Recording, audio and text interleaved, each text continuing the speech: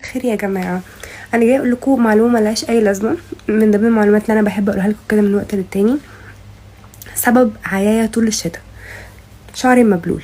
هتقولي يا منى طب ما انت خلاص بقيتي بتنشفي شعرك، اقول لكم دي حقيقه، ولكن مش دايما بعرف انشف شعري. تسالوني ليه؟ حقكم تسالوني، هقول لكم ليه. انا دلوقتي كأم زي اي ام في الدنيا، امتى الوقت الوحيد اللي ممكن اقعد فيه كده في هدوء وسكينه؟ بالليل لما حمزه بينام. انا طول اليوم بعمل حاجات او معاه او هو مش سايبني في حالي، فمش بعرف اخد شاور طول اليوم، فباخد شاور بالليل. هو لما بينام انا ما بصدق انه ينام. هشغل انا بقى صوت سشوار ولا صوت بروش عشان هو يصحى؟ اكيد لا. ولا فوليمايزر؟ لا. فبفضل سايبه شعري كده عشان هو ما يصحاش. فبعيا بصحى تاني يوم عيانه. عرفتوا سبب عيايا ايه؟ عشان بس ما حدش يقول لي ايه انت خبيتي علينا، لا انا بقول لكم بكل صراحه. اهو اول ما الطفل ينام ادخلي نامي على طول. دي اكتر مقوله انا ما عملتش بيها من داي 1 في ولاد سيف حمزه. ليه بقى؟ لان بجد انا من كتر الحاجات اللي بتبقى ورايا انا مش عارفه اعمل ايه ولا ايه، مش بقى ادخل انام. لو دخلت نمت الدنيا هتتطربق على دماغي. فده طبعا مش دايما، يعني مش دايما بقى اللي هو بفضل بقى صاحيه وبعمل حاجات، لا ساعات بجد بقى ما عنديش طاقه فبدخل انام. بس بجد المعظم او الطبيعي اكتر ان انا لما حمزه بينام انا عندي شغلي، تصوير كونتنت، البيت، ترويق البيت. بصوا 10 ترويق البيت عشان حمزه بيبقى بيرمي كل حاجه في كل حته، فبكون عايزه اعمل مليون حاجه. ممكن عايزه اغسل، ممكن عايزه اغسل مواعين. البيت بقى يندرج تحته مليون حاجه. بلس طبعا شغلي بياخد وقت ومجهود واهتمام مش طبيعي مني. فاللي هو انام مين؟ ازاي يعني؟ لكن نصيحتي لكل ام لسه والده او في اول 3 شهور من ولادتها، من ولاده البيبي يعني، لا اعملي بالمقوله دي بجد. لما هو ينام انت نامي. ليه؟ لان اول 3 شهور دول اصلا يعني الطفل بيبقى بينام قليل جدا وبيصحى كتير جدا عشان لسه مش فاهم حاجه ولسه حاسس ان هو في بطنك، فهو بيعيط كتير وعايز يحس ان هو مرتاح في حضنك، وبيبقى الرضاعه بتبقى متلخبطه جدا، بتبقى قليله جدا، فهو بيبقى مش مرتاح وجعان. فبجد بقى لما ينام نامي. ده اول 3 شهور، انت كده اول 3 شهور يعني مش مطلوب منك ولا تعملي حاجه في البيت ولا تعملي شغلك، يعني ارتاحي عادي، انت ست لسه والده. فدي نصيحه اللي لازم اقدمها لكم يعني. بصي انا مش هقولك انت ازاي تحسي احساس زي ده وده حاجه غلط وده حاجه ما تنفعش، عشان ده ممكن يبقى احساس طبيعي تجاه واحده لسه بنوته ولسه متجوزه ففجاه لقيت نفسها حملت وخلفت، فاللي هو ايه ده وانا استعجلت، ما انا كان ممكن اتبسط، ما انا كان ممكن استمتع بوقتي والكلام ده. ولكن صدقيني والله العظيم دي مش الحقيقه، ده الشيطان والله العظيم. يعني قربي من ربنا، دي النصيحه اللي بجد، قربي من ربنا.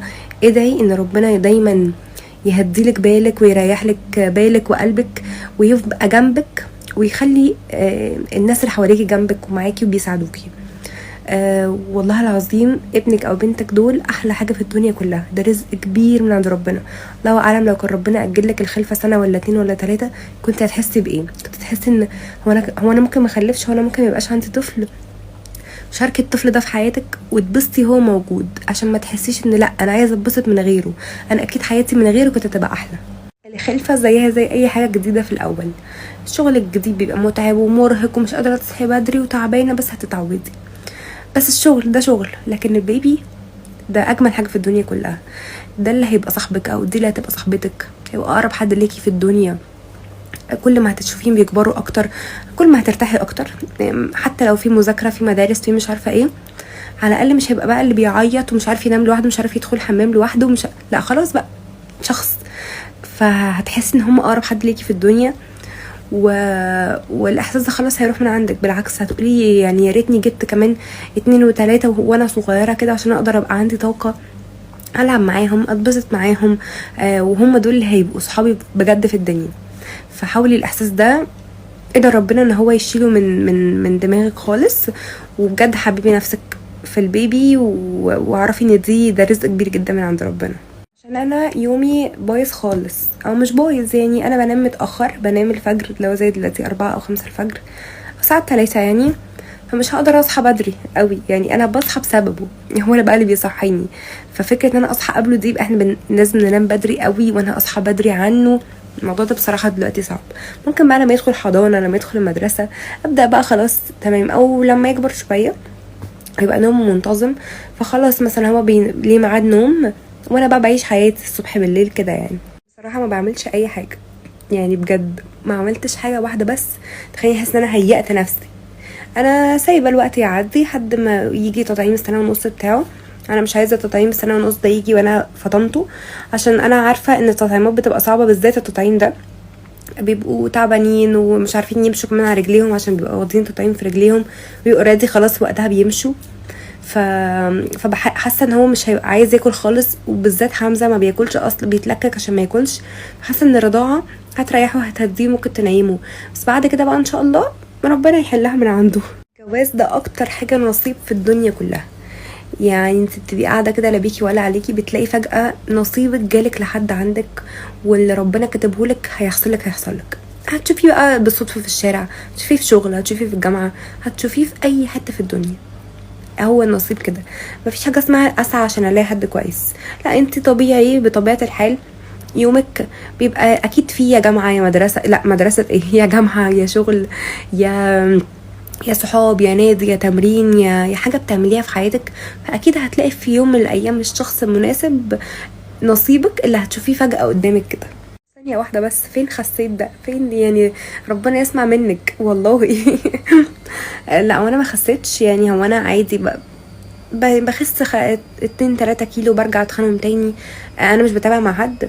انا كل اللي بعمله في حياتي ان انا ما بتعشاش لما باجي عايزه اخس، يعني ما بتعشاش، بقلل شويه نشويات في يومي، وببطل تماما الشيبسيهات والبيبسي والاندومي والحاجات دي كلها والاكل من بره.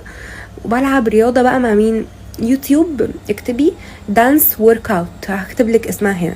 دانس ورك اوت يعني ورك اوت اللي هو التمارين بس دانسينج، كانها زي رقص كده، بتبقى في اغاني ورا شغاله، وده بيبقى لذيذ قوي، تبقى لذ من الجيم عموما، اللي هو تمارين الجيم الرخمه، لا ده بيبقى لذيذ، بيبقى كانك بترقصي بس في نفس الوقت تمارين تخسسك.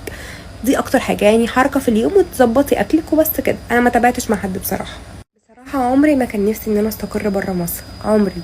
يمكن انا من ضمن خوفي ان انا ممكن لو جات لي فرصه انا او عمرو ان احنا نستقر بره مصر، انا وقتها مش هبقى عارفه اعمل ايه، لاني مش عايزه ده يحصل. انا مش عايزه اسيب مصر، مش عايزه اسيب اهلي، مش عايزه اسيب صحابي، مش عايزه اولادي يتربوا في بلد بره مصر. البلاد اللي بره مصر كلها جميله وحلوه، ويسافروا ويتفسحوا وكل الكلام ده، بس نعيش في مصر ويبقوا لغتنا وطريقتنا وعاداتنا وتقاليدنا وكل ده. فلا، ما نفسيش خالص. مش مظبطه نوم حمزه تماما، انت فاهمه غلط. حمزه ما بينامش 11، حمزه بينام الساعه 2 او 3 الفجر عشان ينام حبه حلوين. لكن انا لو نمت الساعه 11 طبعا هيصحى لي بقى الساعه 12 او 1 على طول. فللاسف هو اتعود على النوم متاخر والصحيان بدري.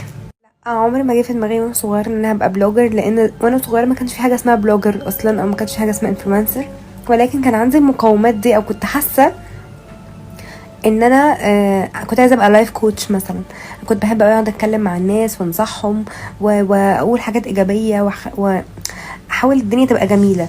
فده اللي بقيت اعمله لما بقيت انفلونسر. فحاسه ان الاتنين واجهين لعمله واحده يعني.